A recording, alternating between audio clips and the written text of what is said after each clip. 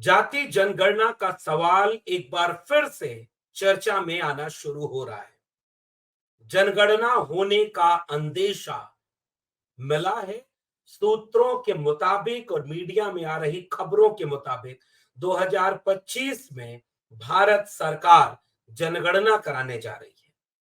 2025 में जनगणना का काम शुरू होगा। 2026 में उसके आंकड़े आएंगे। उसके बाद लोकसभाओं का परिसीमन भी होना है और उसके बाद अब नियम बदल करके जो 2011, 2021, 2031 का शेड्यूल था हर 10 साल पे जनगणना होने का, अब वो बदल के 2025, 2035, 2045 हो जाएगा। अब सवाल यहां से यह बनता है कि जाति जनगणना होगी क्या 2025 में, या केंद्र की मोदी सरकार जाति जनगणना नहीं कराएगी।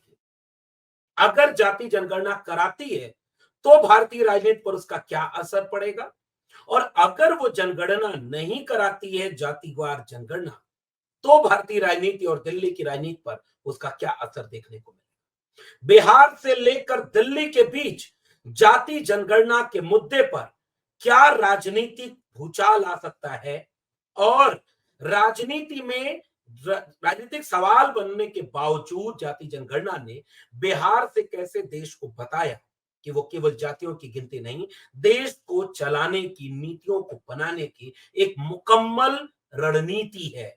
लेकिन भारतीय जनता पार्टी और राष्ट्रीय स्वयंसेवक संघ क्या जाति जनगणना होने देगा, और अगर नहीं होने देगा तो कुर्सी का क्या होगा। आज के वीडियो में सिलसिलेवार इसकी पड़ताल करेंगे कि क्या जाति जनगणना फिर से एक बड़ा राजनीतिक भूचाल लाने वाली है।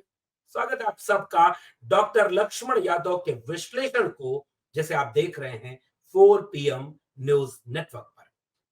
तो फिलहाल एक खबर फिर से, इंडिया टुडे का एक ऑनलाइन पोर्टल, जिसमें एक खबर छपी है कि next census in 2025 with expanded data collection on religion, sex. Source Piyush Mishra, जिनकी खबर 28 अक्टूबर 2024 को इंडिया टुडे में छपी हुई है, वो ये बताती है कि सूत्रों के मुताबिक भारत सरकार जनगणना कराने के लिए 2025 में तैयारी कर रही है। आपको पता होना चाहिए कि 2011 में आखिरी जनगणना इस देश की हुई थी। 2021 में जनगणना होनी थी, लेकिन 2021 का वो वक्त था जो महामारी का था। वही महामारी जिसे शायद अब इस देश के लोग भूल चुके हैं, कोरोना। देश रुक गया, ठहर गया, मानवता पर संकट आ गया था। लोग एक चीज केवल याद कर रहे थे, अस्पताल और ऑक्सीजन, दवाई। जाति धर्म की बाधाएं खत्म हो गई थी। पाखंड अंधविश्वास की दुकानें बंद हो गई थी। प्राइवेट सेक्टर के सारे संस्थान बंद हो गए थे।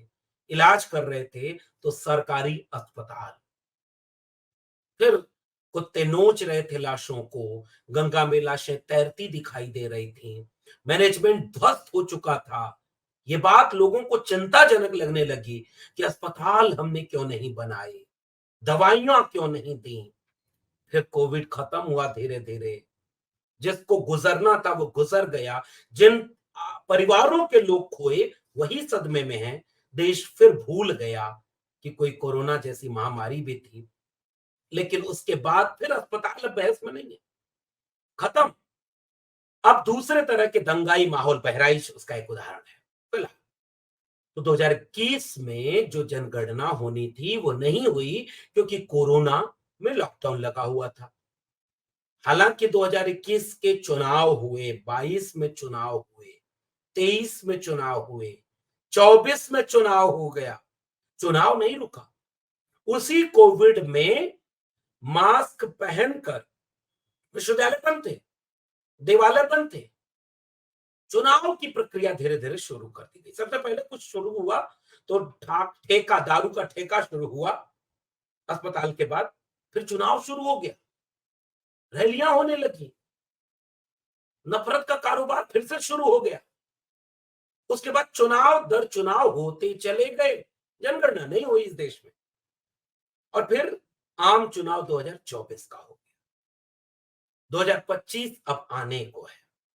केंद्र में तीसरी बार नरेंद्र मोदी के नेतृत्व में एनडीए की सरकार है और अब अंदरूनी सूत्रों के मुताबिक मीडिया में खबर छपी है कि केंद्र सरकार जनगणना कराने की तैयारी कर रही है, जो 2025 में शुरू हो जाएगी। 2026 में आंकड़े आएंगे। ये रिपोर्ट ये बताती है कि फिर इसका टेन्योर भी बदल दिया जाएगा। अगली जनगणना 2035 में होगी, फिर 2045 में होगी, फिर 2055 में होगी और इसमें अब आंकड़े इकट्ठे किए जाएंगे, क्योंकि जनगणना किसी भी देश में हर 10 साल पर इसलिए होती है कि देश कैसे चले, कितने लोग, केवल जनगणना नहीं होती, आपको पता होना चाहिए। जनगणना जब होती है तो इस देश में रहने वाले हर एक नागरिक से उनकी पूरी पहचान पूछी जाती है।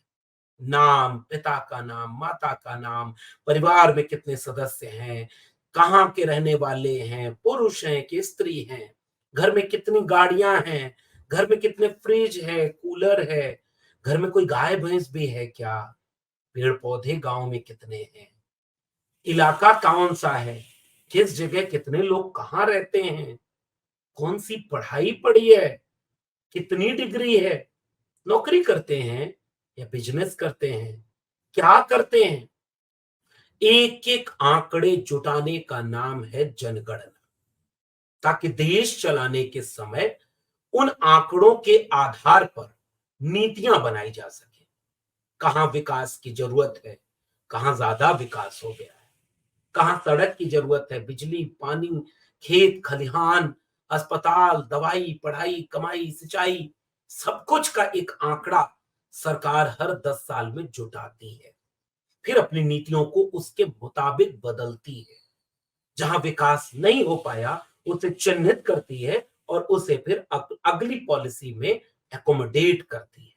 इसलिए जनगणना किसी भी देश के लिए सबसे बुनियादी चीज है। सब कुछ गिना जाता है, केवल जाति नहीं गिनी जाती। हालांकि पूरा सच ये नहीं, शेड्यूल कास्ट, शेड्यूल ट्राइब को गिना जाता है, धर्म गिना जाता है। सांप्रदायिकता खतरा नहीं है देश के सामने। 1931 के बाद जनगणना नहीं हो पाई जाती थी। 41 में हुई, द्वितीय विश्व युद्ध का दौर था। 2025 में जब ये सवाल आ रहा है तो उस इतिहास को सिलसिलेवार समझ लीजिए। 2024-25 में जो जनगणना होने वाली है उसके पहले 1951 में जब आजाद भारत की पहली जनगणना होनी थी, कुछ लोग जो खास किस्म की मानसिकता के थे, अधिकांशतः, उन्होंने कहा कि हम जाति विहीन समाज बनाएंगे, इसलिए जातियां गिनेंगे तो जातिवाद बढ़ जाएगा। 51 से जातियां गिनना बंद कर दिया। विडंबना देखिए कि धर्म गिनते थे, भाषा गिनते थे। वही दौर था जब भाषा के नाम पर राज्य टूट रहे थे, लड़ रहे थे, फिर भी भाषा गिनी जा रही थी। धर्म के नाम पर देश में 47 में बंटवारा हुआ था, सांप्रदायिकता का तनाव था, फिर भी धर्म गिन रहे थे, जाति नहीं गिनी। इस संकल्पना से कि जातिवाद खत्म हो जाएगा, अगर जातियां गिनेंगे तो जातिवाद बढ़ जाएगा। देश का इतिहास आजादी के अमृत काल तक का बता रहा है, भयानक जातिवादी आज भी हम हैं। प्रधानमंत्री भी जाति बताते हैं, राष्ट्रपति भी जाति बताते हैं, मीडिया हाउसेस में एक ही जाति के लोग हैं, ब्यूरो सेक्रेटरी, देश चलाने में प्रोफेसर, वाइस चांसलर, जज, इन सब में जातियां हैं। और 80 करोड़ अनाज जिसको देना पड़ रहा है 5 किलो, वो भी जातियां हैं, जिसमें से कौन है ये देश को नहीं पता है। देश चलाने में कौन है कौन नहीं है ये बंटवारा हो गया। इसलिए जब पहला काका कलेलकर कमीशन बना ओबीसी के लिए, तो काका कलेलकर कमीशन में भी कहा जाति जनगणना होनी चाहिए। अगर आंकड़े नहीं होंगे तो चिन्हित नहीं कर पाएंगे कि कौन सी जातियां पिछड़ गई, कौन सी आगे आ गई, फिर उनको विशेष प्रावधान कैसे देंगे। लेकिन नहीं हुआ। मंडल कमीशन बना 1980 में, उसकी रिपोर्ट आ गई, 1990 में वो लागू हो गया। उस मंडल कमीशन की सिफारिश भी कहती है कि जाति जनगणना के बिना देश चलाने की मुकम्मल पॉलिसी नहीं बनाई जा सकती। लेकिन जाति जनगणना नहीं हुई। 1996-97 का वक्त आया, संयुक्त मोर्चा की सरकार थी, एचडी देवगौड़ा प्रधानमंत्री बने, तो उन्होंने अपनी कैबिनेट में पास किया कि 2001 की जनगणना जब होगी तो उसमें जातियों का कॉलम सबके लिए खुला रहेगा। कितने सवर्ण, कितने ओबीसी, कितने दलित, कितने पिछड़े, हर जाति हर धर्म में सबका आंकड़ा रहे, ताकि सबके आंकड़े के साथ बात आगे बढ़े। अटल बिहारी वाजपेयी की सरकार बनती है 2001 के पहले ही 99 में, और पहली कैबिनेट में अटल बिहारी वाजपेयी जिस काम को रोकते हैं वो है जाति जनगणना। यानी 2001 तक की भारतीय जनता पार्टी जाति जनगणना विरोधी पार्टी रही, क्योंकि वो धर्म के नाम पर राजनीति कर रही थी। बटोगे तो कटोगे टाइप का मामला तब भी आया था, लेकिन बांटना कटना कौन था वो पता नहीं चल रहा था। 2010 का वक्त आया, देश में संसद में जाति जनगणना पर बहस होनी शुरू हुई। 2010 में पूरी संसद एक राय से सहमत हो जाती है कि 2011 की जनगणना में जाति जनगणना होनी चाहिए। एक लाइन में समझिएगा कि सब कुछ गिना जाता है, उसमें एक कॉलम सबके लिए जोड़ दिया जाएगा जाति का, और कुछ नहीं करना, कोई अलग से जनगणना नहीं होनी थी। जो 1948 का जनगणना एक्ट बना है आजाद भारत का, जो जनगणना कमिश्नर जो है, सेंसस कमिश्नर, उनके अधिकार क्षेत्र में आता है, भारत सरकार का सबसे वैधानिक डेटा है। वो एक्ट के तहत जनगणना होने में केवल 2 दर्जन कॉलम में एक कॉलम जोड़ देना है जाति का, जो सबके लिए होगा। वो जाति का कॉलम जोड़ने के लिए 2010 में पूरी संसद सहमत हो गई। बटेंगे तो कटेंगे वाली राजनीति वाली भारतीय जनता पार्टी भी संसद में खड़े होकर यह कहती है कि 2011 में जनगणना होनी चाहिए। 2011 की जनगणना जाति जनगणना के साथ हो। मरहूम गोपीनाथ मुंडे भारतीय जनता पार्टी की तरफ से अगुवाई करते हुए संसद में खड़े होकर जाति जनगणना कैसे देश के निर्माण में जरूरी है, देश के विकास के लिए जरूरी है, सबका साथ सबका विकास सबका विश्वास सबका प्रयास के लिए जरूरी है, इस पर भाषण देते हैं भारतीय जनता पार्टी के सांसद मरहूम गोपीनाथ मुंडे, जो ओबीसी जाति से आते थे, महाराष्ट्र के नेता थे। बाद में संदिग्ध परिस्थितियों में उनकी मौत हो गई दिल्ली में एक्सीडेंट, लेकिन आंकड़े दस्तावेज में आज भी हैं। हुकुमदेव नारायण यादव भारतीय जनता पार्टी की तरफ से जाति जनगणना के समर्थन में संसद में खड़े होकर बयान देते हैं। पूरा सदन एक मत था। समाजवादी लोग तो, अम्बेडकरवादी लोग तो इसके लिए लड़ाई लड़ रहे थे, मानवर कांशीराम से लेकर के लालू प्रसाद यादव, मुलायम सिंह यादव, शरद यादव, रामविलास पासवान, तमाम लोग, नीतीश कुमार, सारे लोग जातिवार जनगणना के समर्थन में खड़े थे। कांग्रेस की तरफ से उस समय एक साजिश की गई, अलग से एक सर्वे करा दिया गया, जाति आर्थिक और जातिगत सर्वे, यानी 1948 के जनगणना एक्ट के मुताबिक जाति जनगणना 2011 में नहीं। और ये साजिश, ये गलती, ये ऐतिहासिक चूक उस समय की कांग्रेस की मनमोहन सरकार ने किया। प्रणब मुखर्जी और पी चिदंबरम, इन दोनों की संदिग्ध भूमिका इसमें रही, जिसका नुकसान इस देश को उठाना पड़ा। वरना आज 2023-24 में खड़े होकर राहुल गांधी को जातिगत जनगणना के समर्थन में बयान नहीं देना पड़ता। ये काम 2011 में हो चुका होता, क्योंकि बीजेपी तब बटेंगे तो कटेंगे की राजनीति नहीं कर रही थी, आरएसएस तब बटेंगे तो कटेंगे की राजनीति नहीं कर रहा था। उस समय बीजेपी और आरएसएस तो खैर नहीं समर्थन में था, लेकिन भारतीय जनता पार्टी जाति जनगणना के समर्थन में थी, क्योंकि सरकार कांग्रेस की थी, खेल कांग्रेस ने कर दिया। खैर, कांग्रेस के बात ये बात समझ में आई और आज राहुल गांधी कांग्रेस के बड़े नेता जाति जनगणना के समर्थन में है। यह अलग बात है कि उनकी पार्टी आज उतनी समर्थन में नहीं दिखती जितना राहुल गांधी दिखते हैं, लेकिन आज बीजेपी बटेंगे तो कटेंगे पे आ गई और भारतीय जनता पार्टी जाति जनगणना के विरोध में खड़ी है। अब ये तो एक सिलसिलेवार एक इतिहास बता दिया मैंने, अब इसका राजनीतिक विश्लेषण। क्या भारतीय जनता पार्टी 2025 में होने वाली जनगणना में सबके लिए एक जाति का कॉलम बनाने जा रही है? फिलहाल सूत्रों के मुताबिक खबर यह है कि ऐसी कोई कॉलम जातिगत जनगणना के लिए भारतीय जनता पार्टी की सरकार नहीं बनाने जा रही है। यानी 2025 में जो जनगणना होने जा रही है वो बिना जातियों की गिनती के होने जा रही है। फिलहाल ये सूत्र है, बाद में हो सकता है जब सरकारी दस्तावेज आ जाएंगे तब पुख्ता होगी खबर। अगर ऐसा होता है, अगर 2025 की जनगणना में जाति का कॉलम, केवल कॉलम जोड़ना, अलग से कुछ नहीं करना, एससी एसटी के लिए कॉलम जुड़ा हुआ है, बस उसमें लिखा रहता है शेड्यूल कास्ट, शेड्यूल ट्राइब अगर आप हैं या अन्य हैं, अगर उसी में लिख जाएगा कि आपकी जाति क्या है, शेड्यूल का किस किस वर्ग में आती है, शेड्यूल कास्ट में आती है, शेड्यूल ट्राइब में आती है, उसी के नीचे 2-3 कॉलम और बन जाएंगे।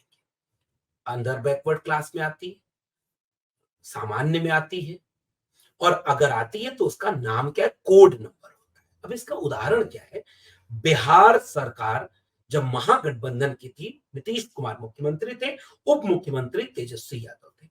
बिहार में उन्होंने जाति जनगणना करा दी, तो उन्होंने ये बात देश को बता दिया कि कोई मुश्किल नहीं है, बहुत ज्यादा आंकड़े नहीं लगते, देश में बहुत ज्यादा संपत्ति इसमें नहीं जाएगी, जितना जनगणना में पैसा खर्च होता है उतने ही पैसे में होगी।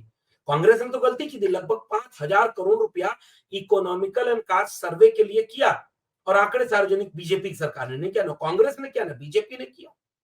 आज भी दबा के बैठे हैं, बताया भी नहीं, हालांकि उस आंकड़े में बहुत सारी त्रुटियां हैं। चलो अब पुरानी बात होगी, 2025 में जनगणना होने जा रही है, तो एक कॉलम जोड़े, जैसे बिहार ने अपने यहां कॉलम जोड़कर एक एक आंकड़ा देश के सामने सार्वजनिक कर दिया। किस जाति की आबादी कितनी है, उसके पास शिक्षा कितनी है, रोजगार कितना है, उसके पास धन संपत्ति जमीन का मालिकाना हक कितना है, कितने लोग बेघर हैं, कितने लोग बेजमीन हैं, कितने लोग बेजमीर हैं, ये अभी नहीं पता चल पाया है। जमीर की कोई गिनती नहीं होती, जमीन की होती है। तो बिहार ने ये सारा काम किया, कई तरह के मिथ तोड़े। जैसे यादवों की 14% आबादी, कहा जाता था सब कब्जा कर लिया, पता चला नौकरियों में 1.5%। कुछ लोगों की आबादी 2%, 3%, 4% थी, और नौकरियों में 25%, 50%, 60% है। बहुत बड़ी आबादी में ग्रेजुएट नहीं है, मुसहर समुदाय में 2000 ग्रेजुएट केवल है। बहुत बड़ी आबादी शेड्यूल कास्ट, शेड्यूल ट्राइब और अदर बैकवर्ड क्लास की नौकरियों में नहीं है, इसलिए बिहार ने अपने आरक्षण बढ़ाकर 75% कर दिया। उसके बाद लोग, दलितों पिछड़ों के पास जमीन नहीं, शिक्षा नहीं, रोजगार नहीं, एक एक करके इसके आंकड़े आ गए। इतना ही नहीं, सवर्ण तबके में आने वाले गरीबों के भी आंकड़े आ गए।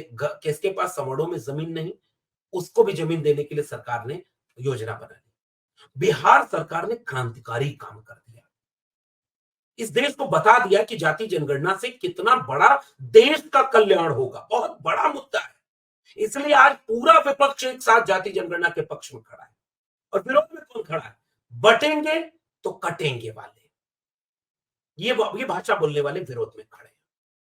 अब इसकी राजनीति क्या है, जब बिहार में सरकार महागठबंधन की थी, तो नीतीश कुमार के मुख्यमंत्री काल में जनगणना जाति के आधार पर हुई, उसका लाभ, उसकी क्रेडिट लेने के लिए, क्योंकि राज्य करा सकता है, कई बार कई राज्यों ने और भी कोशिश की।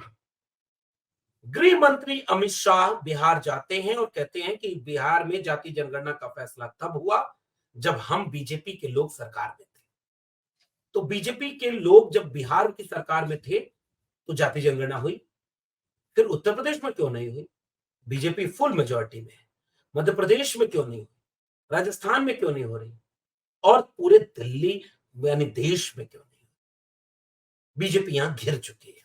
आज तक प्रधानमंत्री नरेंद्र मोदी, जो जब जाति जनगणना का सवाल केंद्र में आया तो बड़े बड़े भाषण देते पाए गए कि जाति तो होती ही नहीं, मेरे लिए केवल गरीब और अमीर जाति है।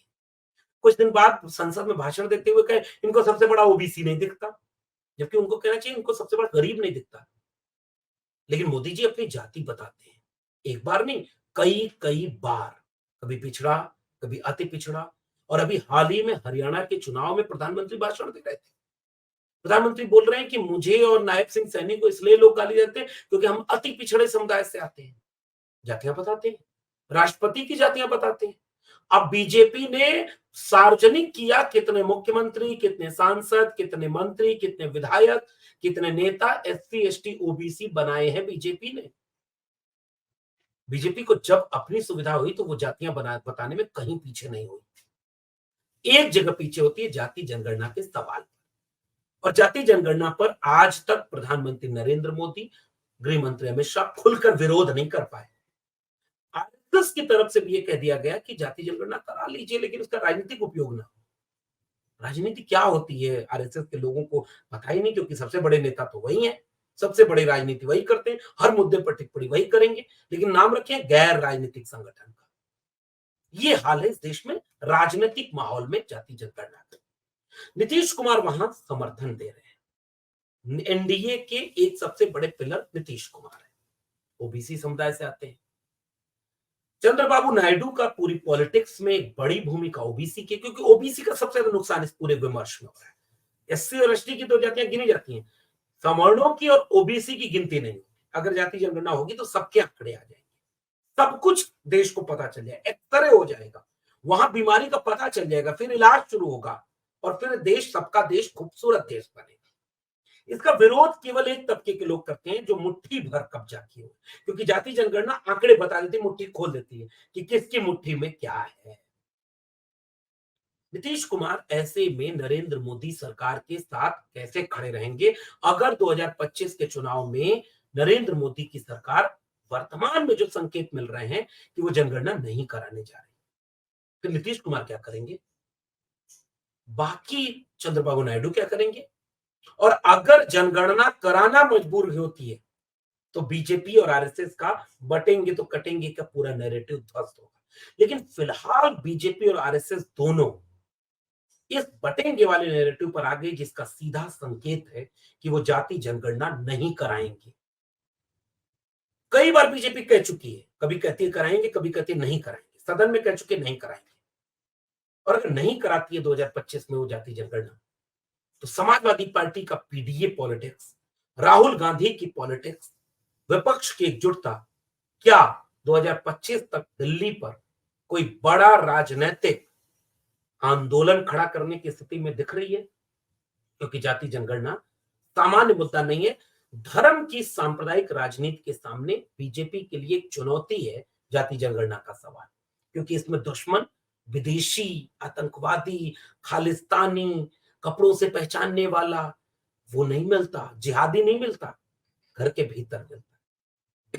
ऐसे में पूरी पॉलिटिक्स अब जाति जनगणना के केंद्र में होने जा रही है, और अगर ये पॉलिटिक्स मजबूत हुई तो दिल्ली की सत्ता पर इसका गहरा असर देखने को मिलेगा। नीतीश कुमार बिहार में अगर जाति जनगणना करा रहे हैं तो देश में क्यों नहीं कराएंगे?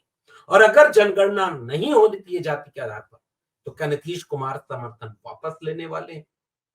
और क्या अगर जाति जनगणना नहीं होगी तो नीतीश कुमार उन्हीं के साथ खड़े रह करके अपनी पूरी पॉलिटिक्स को खत्म करने वाले हैं?